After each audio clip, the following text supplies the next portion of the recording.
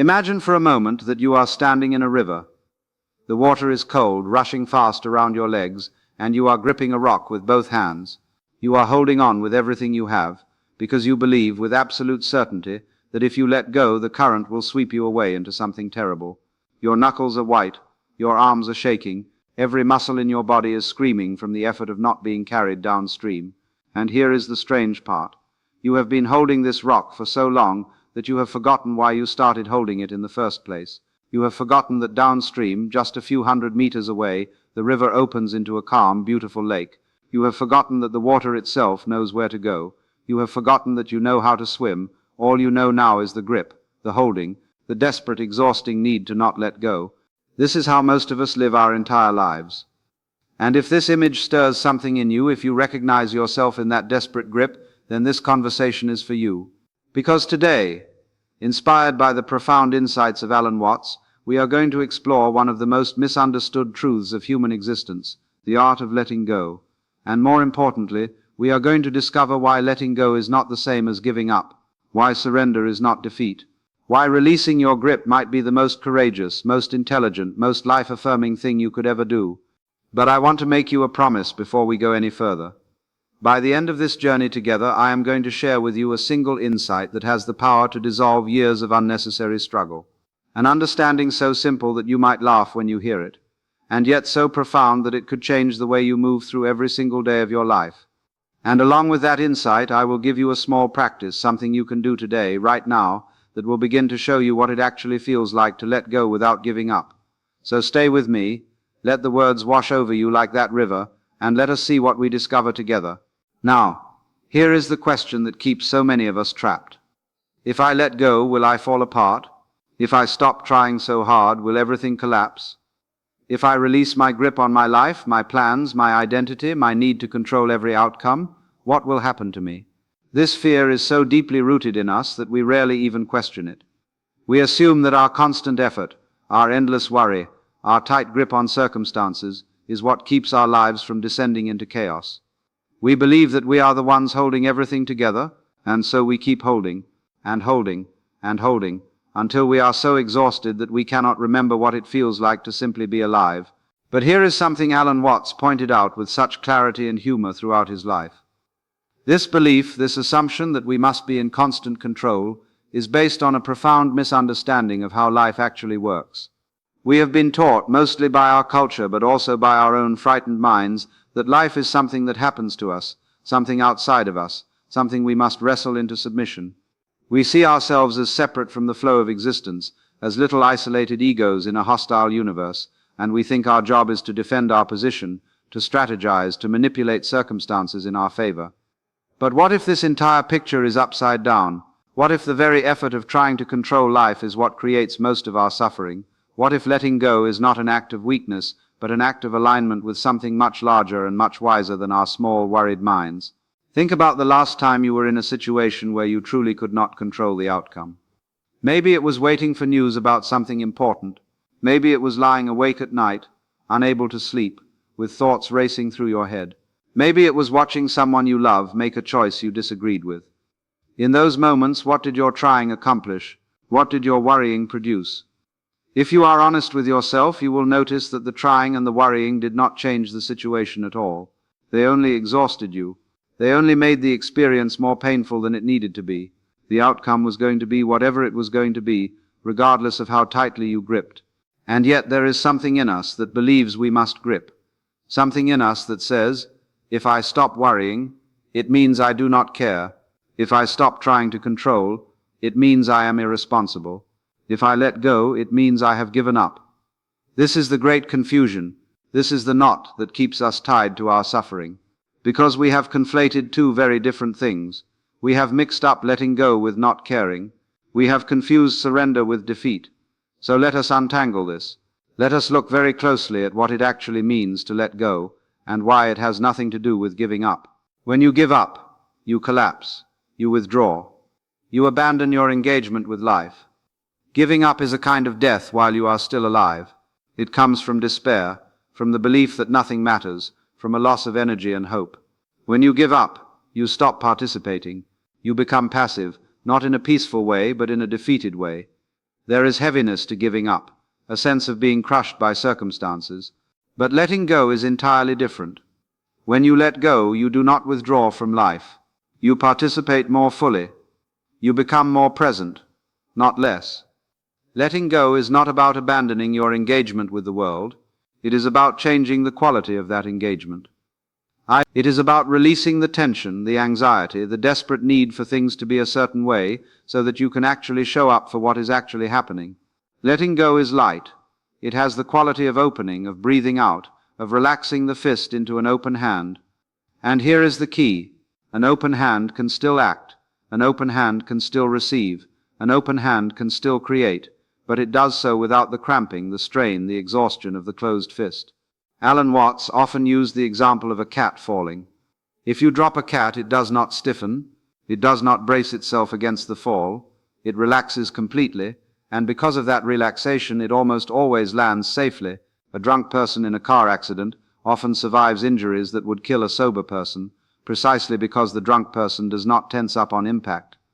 There is a strange kind of wisdom in yielding, in not resisting the forces that are moving through us. This does not mean we become passive victims of circumstance. It means we stop wasting our energy fighting what is already happening and start directing that energy toward creative response. Think of it this way. Life is like a dance partner, and most of us have been trying to lead so forcefully that we keep stepping on our partner's feet, stumbling, making the whole thing awkward and exhausting. Letting go is not about leaving the dance floor. It is about learning to follow as well as lead. It is about developing sensitivity to where the dance wants to go, rather than constantly imposing our own rigid choreography. And when you learn to do this, something magical happens. The dance becomes effortless, beautiful, surprising, alive. You find yourself moving in ways you never planned, arriving in places you never expected, and feeling more joyful than you ever did when you were trying to control every step. But I know what the mind does with this kind of talk. The mind says, yes, that sounds nice, but what about my responsibilities? What about my bills? What about my children? What about my health?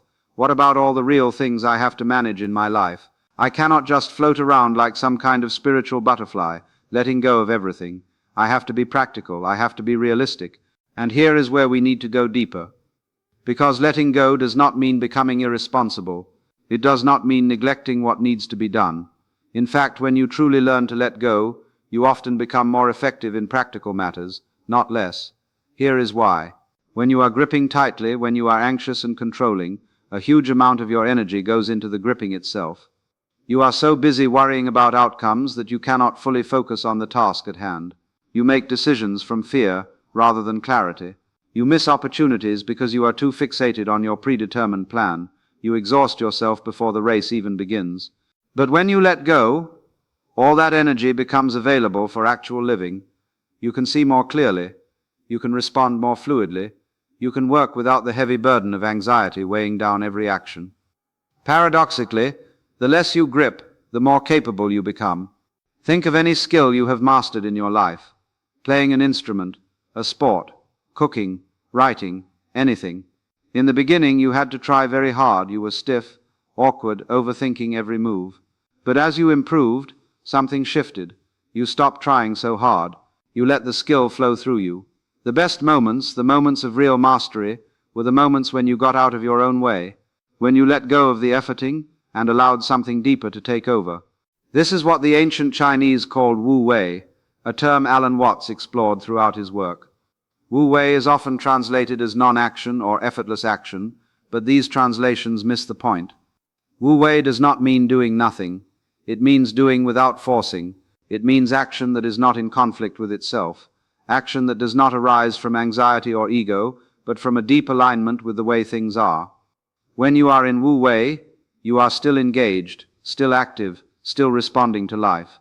But there is no friction, no wasted energy, no struggle against the current. Now I want to take you even deeper, because so far we have been talking about letting go in terms of actions and circumstances, and that is important. But the deepest letting go is not about external things. The deepest letting go is about identity itself. It is about releasing the grip on who we think we are. Alan Watts pointed out something that sounds shocking at first, but becomes obvious once you really look.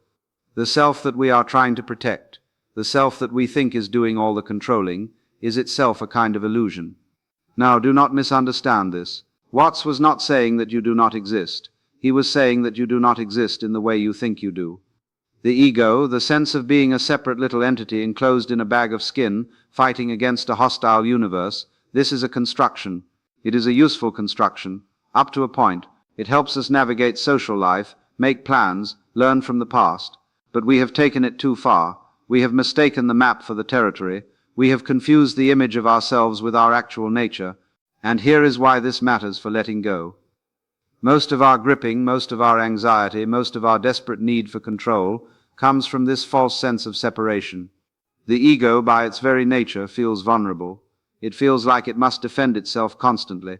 It is always comparing itself to others, always worried about its status, always afraid of being diminished or destroyed. And so it grips. It holds on for dear life, because it believes that if it lets go, it will be annihilated. But what if the thing we are trying to protect is not our true self at all? What if the ego is more like a character we are playing, a role we have identified with so completely that we forgot we were acting? Alan Watts used to say that you are not the isolated ego at all. You are the whole thing, the entire field of experience. You are the universe looking at itself from a particular point of view, and from that perspective, what is there to hold on to? What is there to defend? The wave does not need to grip the ocean. The wave is the ocean, temporarily expressing itself in a particular form, and when the wave subsides, it does not disappear. It simply returns to what it always was. This is the ultimate letting go. Not just releasing our grip on external circumstances, but releasing our grip on the illusion of separation itself.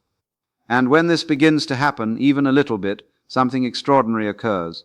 The fear that drove all our controlling starts to dissolve.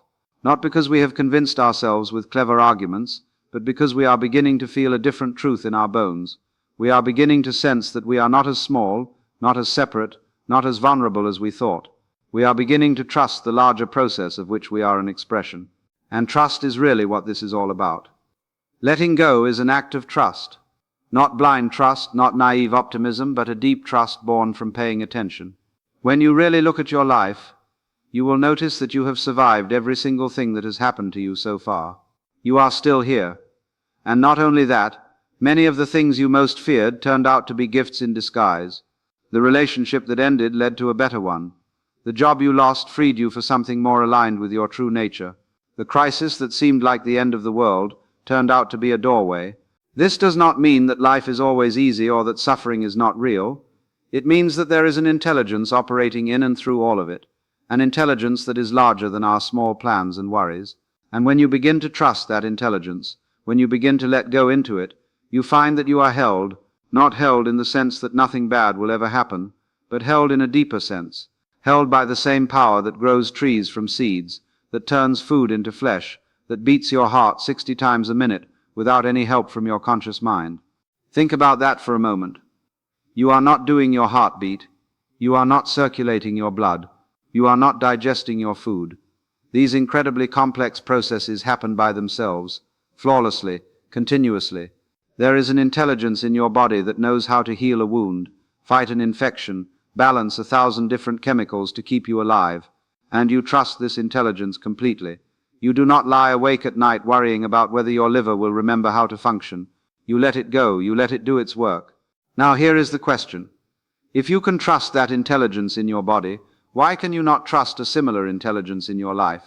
Why do you believe that the universe, which managed to create galaxies and oak trees and the human eye, suddenly needs your worried little ego to manage the details of your existence? This is the great arrogance hidden inside our anxiety. We think we know better. We think if we do not grip and strain and worry, it will all fall apart. But the truth is, we are not holding the universe together. The universe is holding us. And the invitation of letting go is simply to relax into that holding, to stop pretending we are in charge, and to start participating in the dance that is already happening. Now we arrive at the moment I promised you. The insight that can begin to dissolve years of unnecessary struggle. And it is simply this. You cannot actually let go by trying to let go. The effort to let go is still effort. The trying to surrender is still trying. And as long as you are trying, you are not surrendering. This is the beautiful paradox at the heart of this whole teaching. You cannot make yourself let go, because the self that would make itself let go is the very self that is doing the holding. So what do? You do nothing. Or rather, you see. You simply become aware of the gripping. You notice the tension without trying to change it. You observe the anxiety without fighting it. You watch the ego's desperate maneuvers with a kind of loving amusement. And in that watching, in that simple awareness, something begins to shift on its own. The grip begins to relax by itself. Not because you forced it, but because awareness is naturally relaxing. Awareness is the ultimate non-doing. When you are truly aware, you are not adding anything to the moment. You are not manipulating or controlling. You are simply seeing what is, and in that seeing, the knots begin to untie themselves. This is the practice I want to offer you. It is almost absurdly simple, and that is why most people overlook it. But do not be fooled by its simplicity. This practice, done consistently, can transform your entire relationship with life. Here it is. Several times today, pause. Just pause whatever you are doing for a moment, and notice your body. Notice where you are holding tension. Maybe in your shoulders, maybe in your jaw, maybe in your belly. Do not try to relax. That is important. Do not try to change anything. Just notice. See the tension. Feel it. Be curious about it. And then take one breath, a natural breath, nothing forced, and simply watch what happens. You may find that just by noticing, just by bringing awareness to the gripping, something softens on its own. You did not do it. It happened. That is the secret. Letting go is not something you do. It is something that happens when you stop doing. And then, from that softer place, take whatever action the moment calls for. You will find that your actions have a different quality when they arise from this place. They are more effective, more creative, more appropriate to the actual situation rather than to your fears about the situation. This is what it looks like to let go without giving up. You are still engaged, still acting, still showing up for your life, but you are doing it without the exhausting grip of anxiety. You are doing it from presence rather than from fear. Now, I want to speak directly to your heart for a moment. I know that what I am describing might sound difficult. I know that after years of gripping, of worrying, of trying to control everything, the idea of letting go can feel terrifying, and I want you to know that this is normal. This is not a failure. The fear of letting go is one of the deepest fears we have. It is tied to our very survival instinct, to our sense of who we are. So be gentle with yourself. This is not about forcing a transformation overnight. It is about beginning a conversation with yourself, a new way of relating to your own experience. And here is the good news. You do not have to let go of everything all at once. You can start with something small. The next time you find yourself worrying about something that is outside your control, just notice. Just watch the worrying happen. See how the mind spins, how the body tenses, and then ask yourself gently, what if I did not have to hold this right now? What if, just for this moment, I allowed myself to not know how it will turn out, and see what happens? You might be surprised. You might find a little space opening up. A little bit of breath where there was only tightness before. That tiny opening is the beginning of everything. That small moment of release is the doorway to a completely different way of being alive. And the more you practice, the more you will find that you can let go of bigger things too. The old resentments you have been carrying, the identity you have been defending, the future you have been trying to guarantee. None of it was ever as solid as you thought. None of it was ever really worth the gripping. So here is my invitation to you. If something in this message has touched you, if you have recognized yourself in the image of that person holding on to the rock in the river, take a step today, just one small step toward opening your hand. And then notice what life brings you when you are not so busy trying to control it. You might be amazed. You might find that the river was never trying to drown you, it was trying to carry you home. If this resonated with you, I would love to hear from you. Leave a comment below and tell me what shifted in you as you listened. What did you notice? What are you ready to let go of? And if you know someone who is exhausted from holding on too tight, someone who needs to hear that there is another way, please share this with them. Sometimes a single conversation can change the direction of a life. Be sure to subscribe so you do not miss what is coming next. In our next exploration, we will dive into another profound insight from the teachings of Alan Watts, the strange relationship between what we call the past and the future, and how our misunderstanding of time keeps us trapped in a prison of our own making. Until then, remember, you are not the one holding life together. Life is holding you, and it always has been. Thank you for spending this time with me. Now go practice your letting go and see what becomes possible when you finally release the rock and trust the river.